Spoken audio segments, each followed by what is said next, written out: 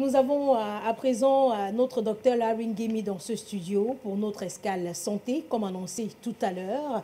Et aujourd'hui, avec lui, on va peut-être continuer sur la même lancée que tout à l'heure, parlant bien sûr de l'allaitement maternel, puisque les femmes allaitent avec le sein. Et aujourd'hui, nous allons parler avec le docteur Larry Ngemi du kyste mammaire. Bonjour et bienvenue, Doc. Bonjour à tous ceux qui nous regardent ce matin. Pourquoi j'ai comme l'impression que votre week-end il a été lourd? Ah, ça, il faut le dire. Sur le travail. Voilà. Vous comprenez que je commence à lire dans les boules de cristal, là. Donc, vous, à la maison, là, envoyez-moi vos noms. Je vais vous dire comment est-ce que vous avez passé le week-end, comment est-ce que votre semaine se déroulera, ou alors de quoi votre avenir sera fait. Parce que tout est possible. Si on a Guy Manou qui est devenu pasteur, si vous avez Kachino qui allait au Gabon prêcher la bonne nouvelle, elle est revenue chanter Watafoufou, pourquoi pas une Miss Dono qui peut devenir médium par la suite? C'est le Cameroun, tout est possible. On a notre Francis Ganou qui a donné un coup de pied comme ça. Donc dorénavant, il entre parmi les personnalités comme moi dans ce pays. Vous avez Samuel Eto'o, Roger Mila, Miss Nono, vous avez Francis Ganou dorénavant. Donc, good morning and welcome. Bonjour. Non, mais vous savez, sincèrement, la vie est assez dure comme ça. Ouais. La vie est assez compliquée au quotidien. Pour qu'à la télé, on doit vous donner du sourire. Ah ben bien sûr. Voilà.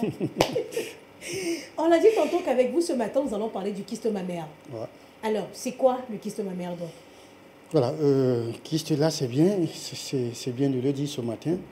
Parce que conformément à ce qu'on pense souvent, parfois les femmes confondent des abcès ou encore ont des petits boutons pour dire au niveau des seins là, et qui considèrent généralement comme si, appelant des kystes.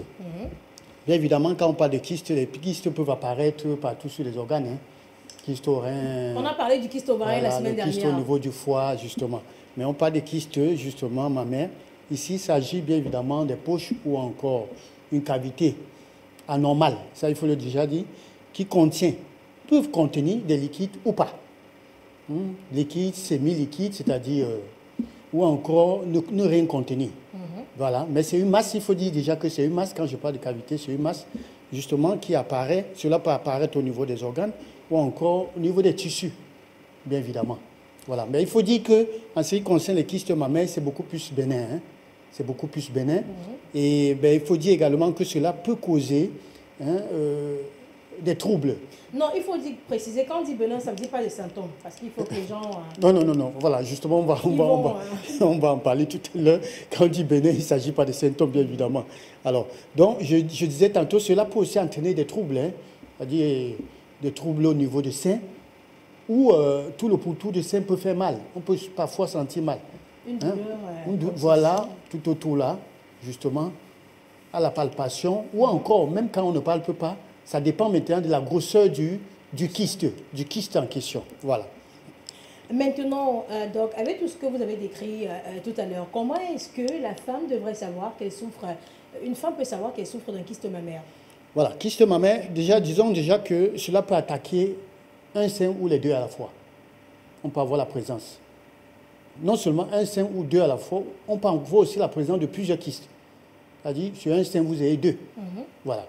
Alors, il faut dire que c'est une masse,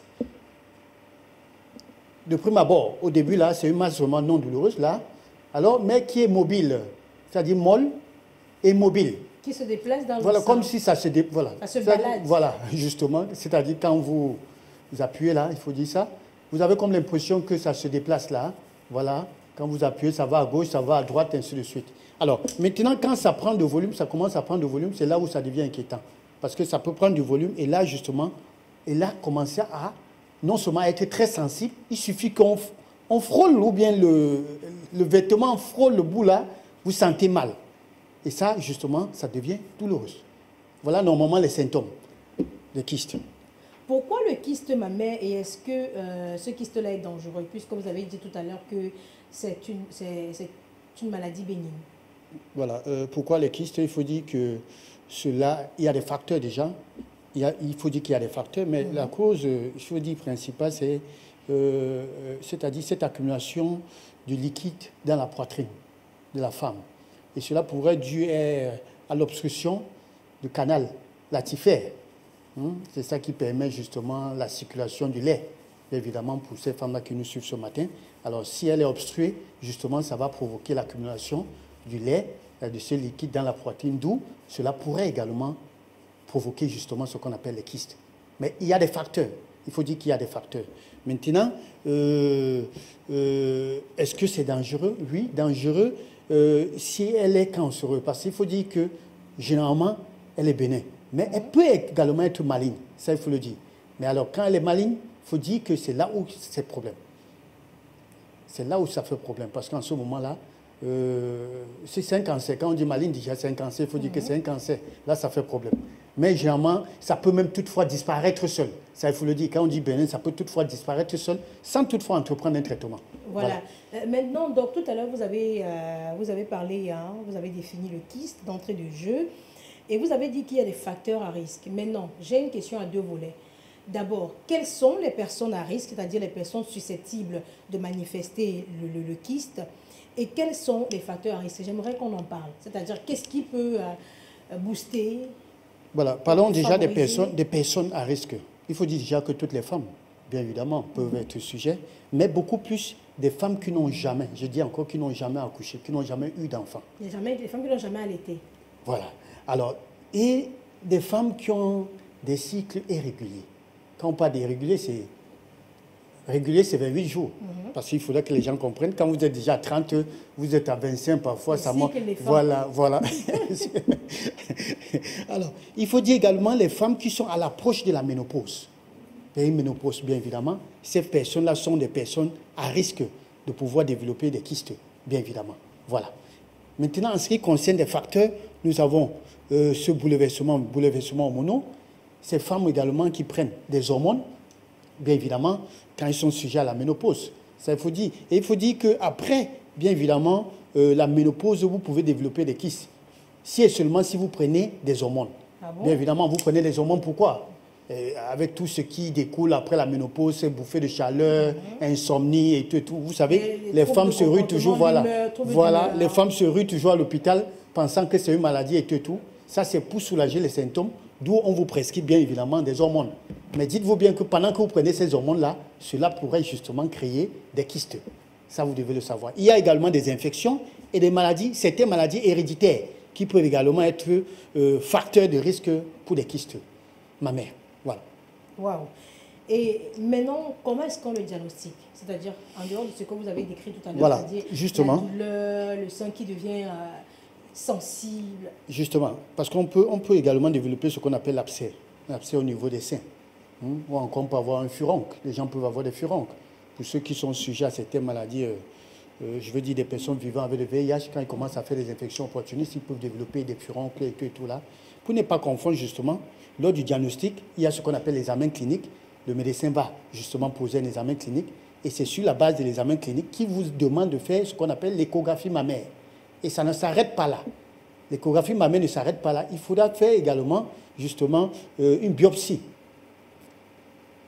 Il faut faire une biopsie justement pour prélever le liquide. C'est un kyste, cela peut contenir, comme je disais à l'entrée de jeu, cela peut contenir un liquide ou pas. Alors, s'il y a liquide, il faut prélever le liquide pour pouvoir examiner, non seulement pour savoir est-ce qu'elle est maligne ou pas. Si c'est un kyste, en ce moment-là, on devrait bien évidemment prélever. Ça va dépendre du spécialiste qu'on te fait. Parce que parfois, on prélève même le liquide et que ça revient. Wow. Voilà. Maintenant, comment est-ce qu'on le combat au quotidien? C'est-à-dire pour les personnes qui souffrent de cette maladie-là? Ben voilà, comme je l'ai dit d'entrée en jeu, des kystes peuvent disparaître seuls. C'est-à-dire, voilà pourquoi il y a cette influence des menstrues. Autant pour moi, c'est-à-dire, avant, vous pouvez avoir des kystes, et après, pendant. Et après que ça soit passé, ça disparaît.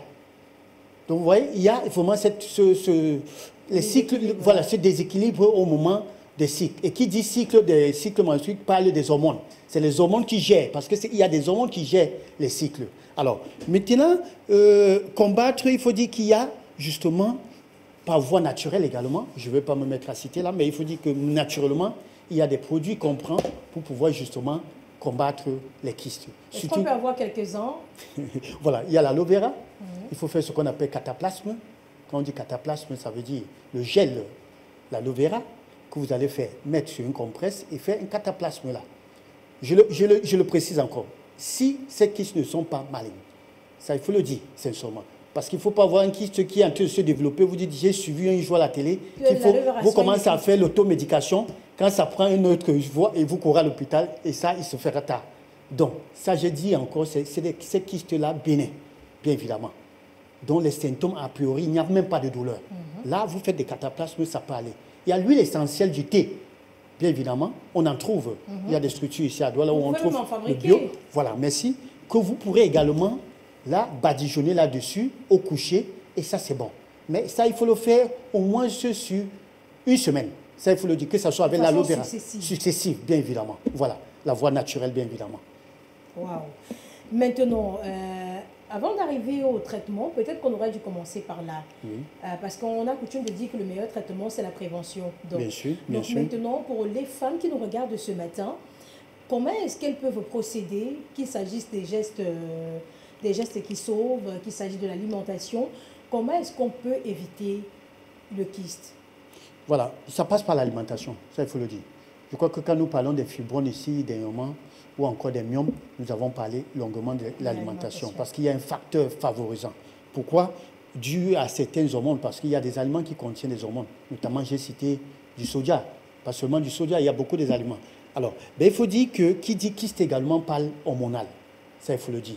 Et pour cela, quand vous êtes sujet, la meilleure prévention se trouve dans nos plats, dans nos assiettes, en quelque sorte. Alors, il faudra savoir justement quoi manger et quoi ne pas manger. Quand vous êtes déjà sujet au kyste, il faudrait éviter du sucre.